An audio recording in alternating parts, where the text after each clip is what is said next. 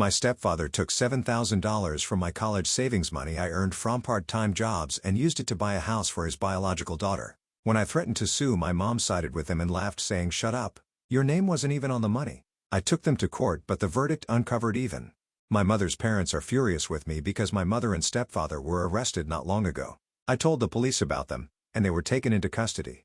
This was something I did for a good reason. My father died 10 years ago and my relationship with my mother deteriorated. I'm 17 years old now, and in a few months, I'll be attending college. Early on, I realized that my mother would not put money aside for my future. I, therefore, began working when I was 10 years old, held a variety of jobs, and have been saving for the last 4 years. Because of this, I have saved almost $7,000 so far, all through my own efforts. On holidays and birthdays, I have also gotten monetary presents from family members, which I have always preserved. The money was kept in a wooden box my father had built for me, hidden away at home.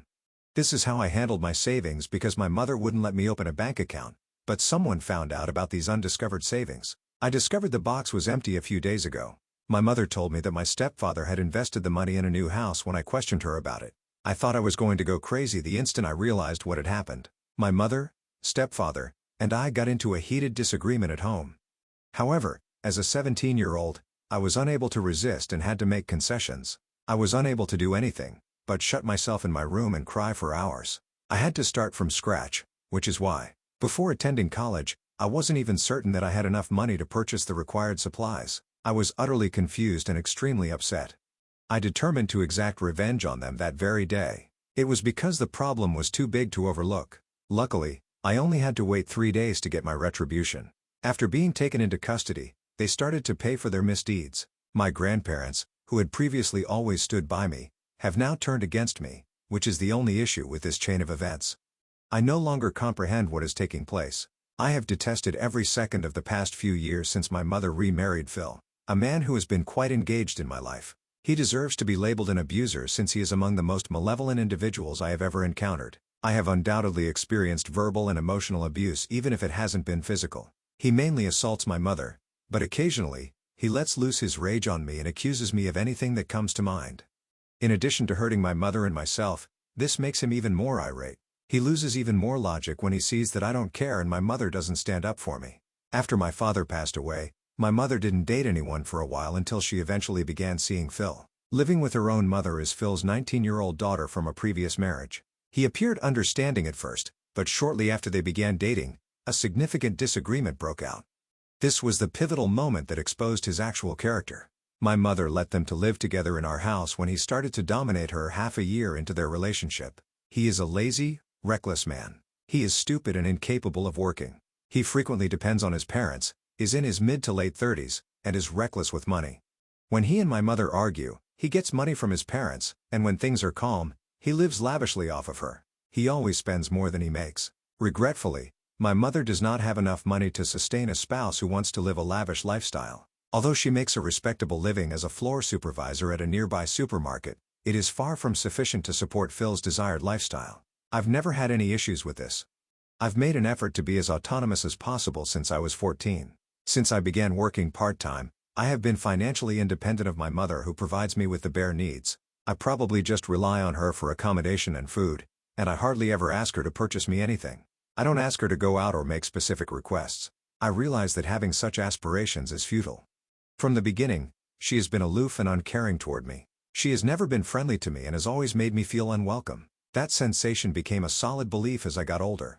Once, any time my mother became a little irate, my father would defend me. However, I had to deal with her by myself following his passing, and things have been the same ever since. In recent years, the situation worsened when Phil came, but I comforted myself knowing that I would be going to college soon and didn't need to worry about what came next. Currently, the situation is very tough and there is little hope for improvement. For the first 3 days after my money was stolen, I was very depressed and couldn't do anything in my room. The day after the money was stolen, we had to move to a new home. Even after finishing the necessary work, I didn't speak a word to the 2 people I was living with. For them, not talking to me didn't make the situation worse, and they didn't seem to care. On the 3rd day, my mother said she was having a housewarming party in the evening and urged me to prepare. This made me explode in anger.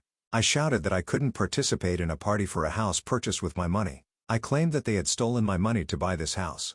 This made my mother very angry. She said I should be happy that we finally have a house of our own and that I had to patiently accept this fact. According to her, I owe them gratitude since she had raised me. The reason I couldn't accept this was that raising a child was not her choice but a legal obligation and she hadn't provided me with any special benefits. Moreover, I felt that the house was too big for the three of us. They chose this housing to impress others by living in a luxurious area and having a spacious space. That day, I was very upset and took an action I usually wouldn't. I decided to contact my paternal grandparents, which was a bit complicated. After my father's death, my paternal grandparents found it painful to stay in touch with the family and had cut off relations. We hadn't communicated for a long time, but I had their contact information, so I decided to reach out to them as a last resort. The reason was that, although I had a better relationship with my maternal grandparents, they remained neutral in this issue. The day my money was stolen, I immediately informed my maternal grandparents. I believed they would resolve the issue for me after talking to my mother. However, they stated they wanted to support her in purchasing as a good opportunity, but I felt it was strange. Their reaction was unexpected. They had always supported me and sympathized with me without saying anything to my mother, but this time, their attitude was completely different. I found it hard to understand. I felt very angry towards them and subsequently cut off contact. On the day my mother told me to endure, I contacted my paternal grandparents hoping to receive support from them. It wasn't clear what that would specifically entail. Following my intuition, I called them and fortunately, they answered. As soon as the call connected, I told them everything that had happened. I understood they were deeply hurt by the loss of their son, my father, and usually preferred to avoid contact. But I explained that if my father were still alive, he would undoubtedly want to support me. I complained that my mother had stolen my savings, making all my hard-earned efforts over the past few years futile. While I could have gone to college, that prospect was now uncertain. When I explained the situation to my grandfather, he said it was causing quite a bit of chaos. Upon further inquiry, he mentioned there was a college fund left for me by my father, and he couldn't understand why I had to say further. This was a new revelation to me. My mother had never spoken about this, and I had never directly asked her. I had assumed that my mother had not saved anything. However, I had completely overlooked the possibility that my father might have arranged something. Despite being aware of his untimely death, I thought he might not have had enough time to do something for me. When my grandparents provided this bit of information, I found it very interesting. At that moment, I was very angry and frustrated, and I asked my grandparents if they could provide any evidence against my mother. They found some documents and said they would send them to me. While waiting for the call, I sat in my room trying to connect all the information. It was clear that my mother and Phil were conspiring against me. It seemed possible that they had diverted the college funds prepared for me to purchase their new home. I doubted that my mother could afford such an expensive house on her own. Phil had not been employed for the past 3 months, so I did not believe he had the financial capability. I felt I needed to obtain some evidence and considered reporting to the police after confirming it. Later, my grandparents contacted me and sent photos of documents signed by my mother. The documents stated that the funds left by my father should be used for my college education and a comfortable life. Reading this, I couldn't help but laugh out loud. I had thought my mother was working to improve my life, but now I doubted whether she had signed it to complicate my life instead. In the end, I was furious because my mother had signed the documents after my father's death. My paternal grandparents had left us alone without saying anything, making me feel abandoned. My mother had never actually been there for me and I felt that all the actions of my mother and both sets of grandparents were merely an act. Engulfed in their deep grief, my paternal grandparents could not pay attention to me. When I asked them why they had not shown me the important documents, they made a somewhat cliché excuse that they had forgotten about it right after my father's death. As I grew older, we hardly talked anymore and they also aged and drifted into oblivion. I couldn't argue with their reasoning and left it at that. However, having obtained decisive evidence, I contacted a police officer who was a friend of my father and sought his help. In the evening, as the housewarming party began, my father's friend, another officer, and a lawyer arrived and arrested my mother and stepfather. They were clearly in breach of their promises. The issue was not just about breaking promises, but about the legal action my mother would face for violating the terms of a contract she had signed years ago. As I explained the situation to the guests at the party, they were finally arrested. This was one of the most significant moments of my life when my integrity was proven. They were arrested at a time when they were trying to make a good impression in front of many people, such as former colleagues and friends. The moment my mother and Phil were exposed and arrested, everyone was completely astonished, yet they still acted arrogantly and glared at me as if I were the villain. My maternal grandparents were also at the party and were extremely shocked to see their daughter handcuffed and taken away. Refusing to talk to me afterward, they probably couldn't understand what was happening. It seemed unlikely that the money I originally had would be returned, and I felt that anything I did would be in vain. The house documents were in the names of Phil and his daughter, which had nothing to do with me. I considered selling the house and legally forcing them to pay compensation, but I would need to sue them for that, and I currently do not have the funds. I am grateful to my father's friends who made great efforts to help me. My mother and Phil were eventually sent to prison. They couldn't accept their situation and no longer tried to contact me. This is very frustrating. Now I feel deeply isolated, and although I have won against my mother and Phil in the short term, I may have made significant sacrifices in the long run. I have no clear idea how to proceed. I feel completely powerless. When they were being arrested, my mother and Phil tried to stop me to talk, but I had no desire to speak with them and quickly left the scene. I called a taxi and headed straight home. However, I had been staying at a friend's house for the past 3 days. This friend had supported me during my mother's arrest, and now I spend my days with his father, a lawyer, trying to find a fair resolution. During our conversations, I feel the need for financial support to complete my education. My friend's father has offered financial assistance, but I hesitate to accept help from others. It somehow feels unnatural to me. My grandparents still haven't tried to communicate with me since I received the photos of the evidence documents. Conversations with both sets of grandparents have ceased. I am very disappointed with the current situation. I hope to overcome this situation as soon as possible and go to college. At this moment, that is my only hope. Indeed, my friends are providing genuine support, which is invaluable to me. As I have no family to call my own for now, they are the only ones who truly care about me. Months later, a surprising new fact came to light. A friend sent me information that contradicted what I had believed to be true. To avoid wasting time, I will explain briefly.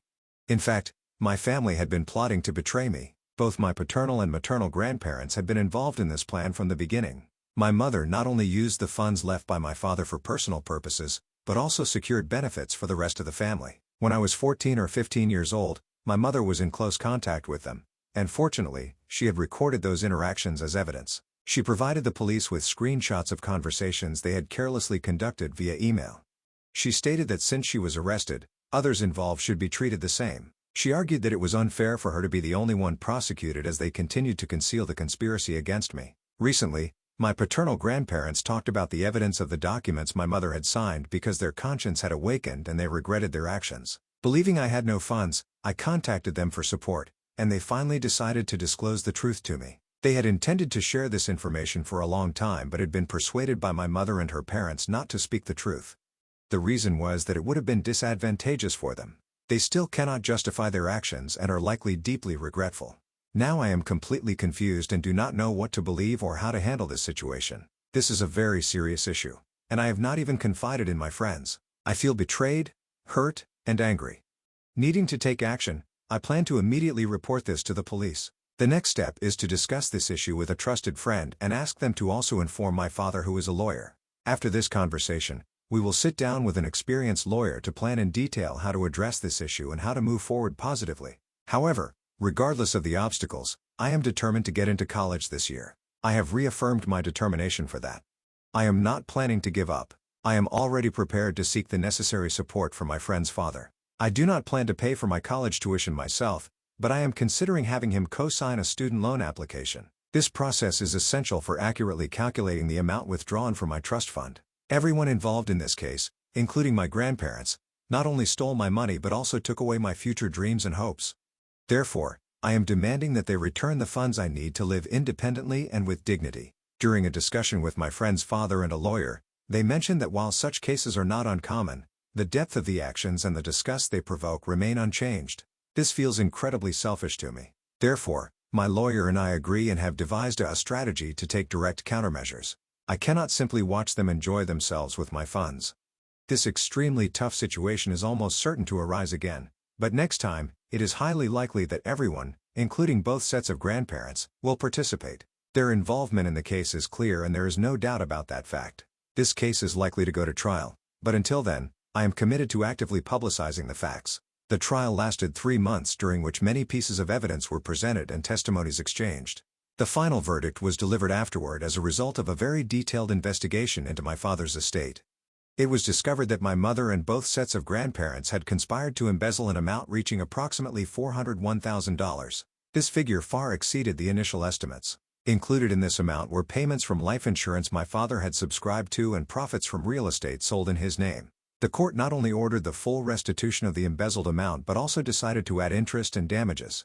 My mother was found guilty of public embezzlement and document forgery and received a 5-year prison sentence. Additionally, she was stripped of her parental rights. Phil was recognized as an accomplice and received a 2-year prison sentence. This included the theft of my savings of $7,000, and additional compensation was imposed on him. Both sets of grandparents were ordered to have their assets frozen and returned. They were given 2 years of probation, with my paternal grandparents being noted for their cooperation with the investigation. As for Phil's daughter, she claimed and submitted evidence that she was unaware of her father's illegal activities. However, the house she lived in was seized and later sold through legal measures. The proceeds from the sale were allocated as funds for my college education. Although this measure could not be legally avoided, a sympathetic view was expressed toward her. Until my father's estate was fully recovered, my friend's father was able to co-sign a student loan for me. With this support, I was able to concentrate on my studies without financial worries. In fact, through this trial, the law firm I encountered offered me an internship opportunity. Through this opportunity, I became interested in pursuing a career in law and began envisioning a future in the field. This experience has given me a new direction in my professional aspirations. Numerous young people expressed empathy and support for the issue, which was extensively covered by the local media.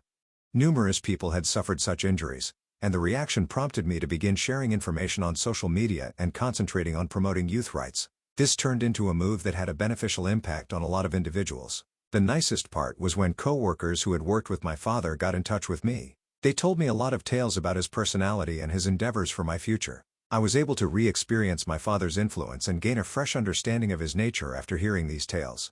Even though I've grown apart from my birth family, I'm willing to explore new relationships and opportunities. My life has been given new hope by the unwavering support of friends and their families, the insights I've acquired from the law firm staff, and discussions with my father's former acquaintances. These experiences have given me new objectives and paths. The trial's most significant takeaway is how crucial it is to have the guts to defend justice, even if doing so means losing loved ones. I also discovered that true family is made up of heart relationships rather than just blood ties.